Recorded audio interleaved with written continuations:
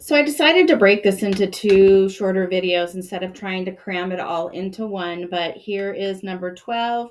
Here are my 2 points. So first thing I need to do is to find out the slope. Y2 minus y1 over x2 minus x1. So 44 minus 18, which is here. 6 minus 2, which is here. 26. 44 minus 18 is 26. 6 minus 2 is 4. And 26 divided by 4 is 6.5. So this is my slope. Well, now I'm going to take the slope, and then I have to use my y minus y1 equals m times the quantity x minus x1.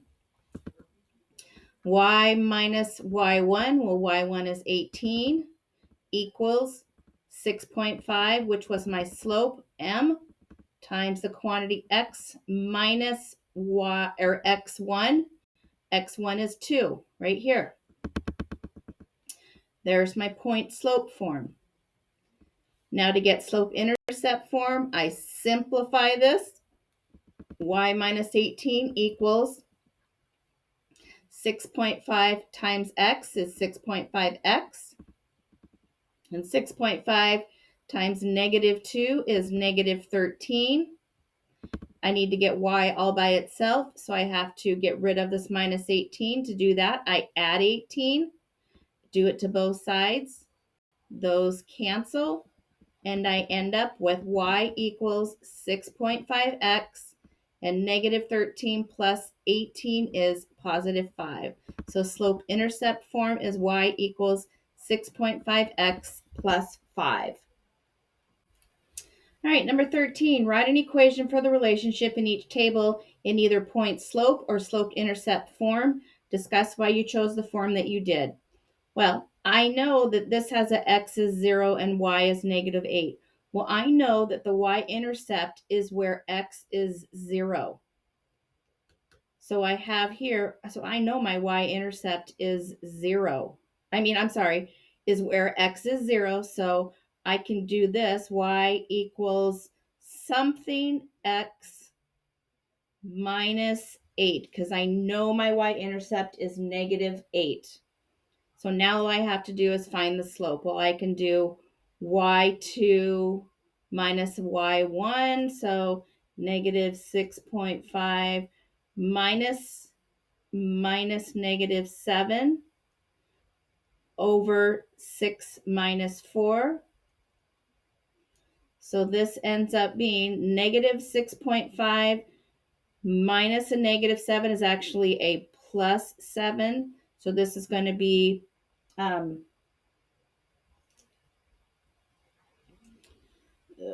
what is it going to be? 1.5 over 2, which actually gives me 1/4. So this is y equals 1/4 x minus 8. I made a mistake. This is just 0.5. 0.5 over 2, which is equivalent to 1/4. If I multiply this by 2, I get 1. 2 by 2 is 4. So that's how I get this one. Now, over here, I'm going to use my y minus y1 equals m times x minus x1. I have a bunch of points here, but I don't have a slope yet, and I need the slope. So I'm going to go ahead and find my slope. I'm going to pick these points. So I want to do y2 minus y1. So I'm going to do negative 16 minus negative 1 over 10 minus 5. So that is going to be negative 16 plus 1 is negative 15 over 5, which equals negative 3 is my slope.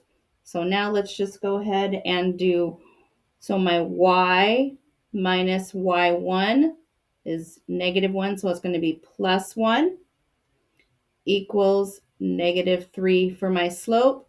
times the quantity x minus x1, which is minus 5. So you have to be very organized to solve these.